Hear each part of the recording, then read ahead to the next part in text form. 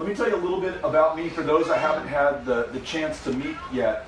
Lifelong Texan, born and raised in El Paso, as was my dad, his dad before him. My mom, a small business owner. My dad was, for one term, the county judge of El Paso and was also a small business owner.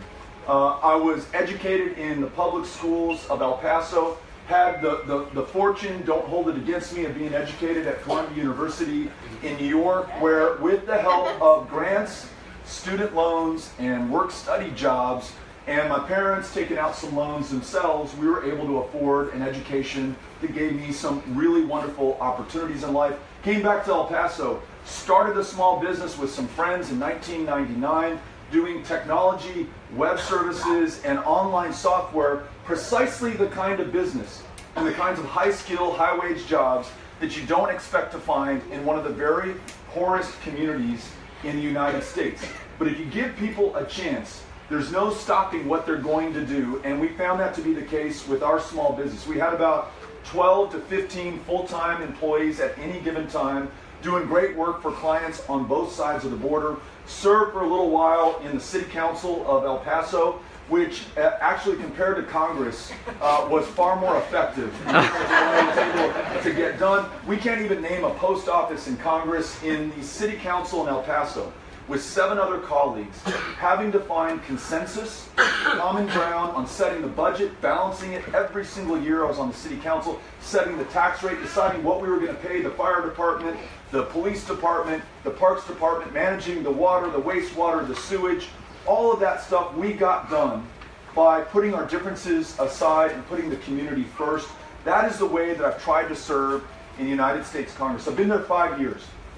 And the most pressing issue for me as a candidate and for me as a member of that body has been serving those who have so honorably and ably served this country, people who have literally, men and women, put their lives on the line for America. Those veterans who've returned back from active duty for service to this country and need to be treated with the dignity and respect that they have earned to be able to get the care that they deserve and that they need.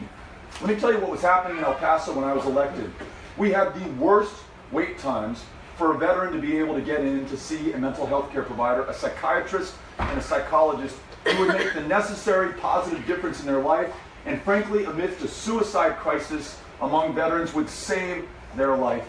We started out with 68 full-time mental health care providers when I was sworn in. Today, because we made it a priority, we brought the community together. I volunteered as one of the chief recruiters for the El Paso VA. We have 112 full-time mental health care providers.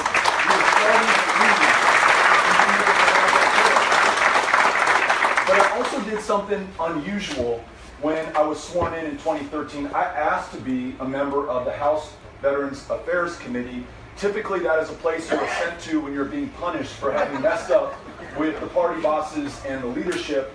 It is not where you go if you have any aspirations for leadership or higher office, because there are no political action committees, there are no special interests, there are no corporate interests. They're just veterans, perhaps the most important constituency that we could possibly serve. But there on that committee, we learned how we could extend what we were able to do in El Paso to veterans across the state and throughout the nation, and worked on a bipartisan basis with Republicans, importantly, especially as they hold the majority in the House, to improve access and outcomes for all veterans who've served, regardless of their status of discharge. When you look at those veterans who left service with what is known as a bad paper discharge, and other than honorable discharge, current law precludes them from being able to set foot in the VA. Though they were diagnosed with post-traumatic stress disorder while in service and in uniform, they can't get that life-saving treatment right now. I worked with the Republican Mike Kaufman to write a bill that honors our commitment to those American heroes and will ensure that they get mental health care access at a minimum on a preventive, proactive basis consistently, so that we can improve and save those lives. We had our moment of truth on the floor of the House 4 weeks ago, where we made our best case to our Republican and our Democratic colleagues about the importance of passing this bill, and it passed 435 to 0.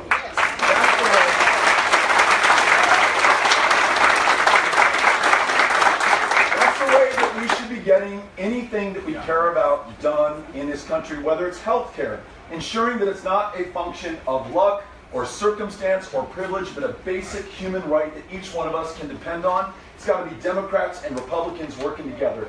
When it comes to making sure that everyone who's looking for work can find a job that pays more than a living wage, that returns function and dignity and purpose to the lives of those who are missing those things right now in Texas, it's got to be Republicans and Democrats working together. When it's the air we breathe and the water we drink, and ensuring that we're going to be able to hand over this planet to our kids and the generations that follow that is livable, that they can flourish in, it's got to be Republicans and Democrats working together to build on what we're already doing in Texas. We lead the country in the generation of renewable wind power today. We will lead the country tomorrow with the right senator in the right seat in the generation of solar energy, in geothermal energy, in carbon sequestration, in renewable generation.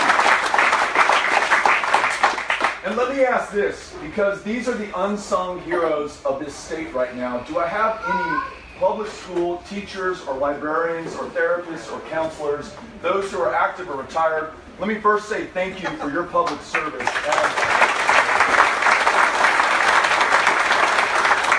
As the father of 3 kiddos, Henry, who is 7, Molly, who's 9, Ulysses, who's 11 years old, all of whom are going to Mesita Elementary, the public school I got to go to when I was a kid. I just want to say thank you for your public service, for what you do.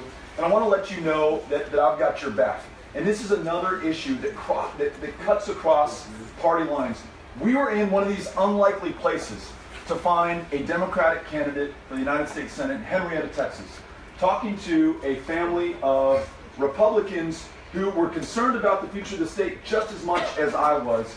And it turns out that many of them were public school teachers, just as concerned as all of us are about someone named Betsy DeVos taking their hard-earned public tax dollars out of their classroom, sending it to the private school in the form of vouchers away from those kids that they're literally killing themselves to provide an opportunity and an education to.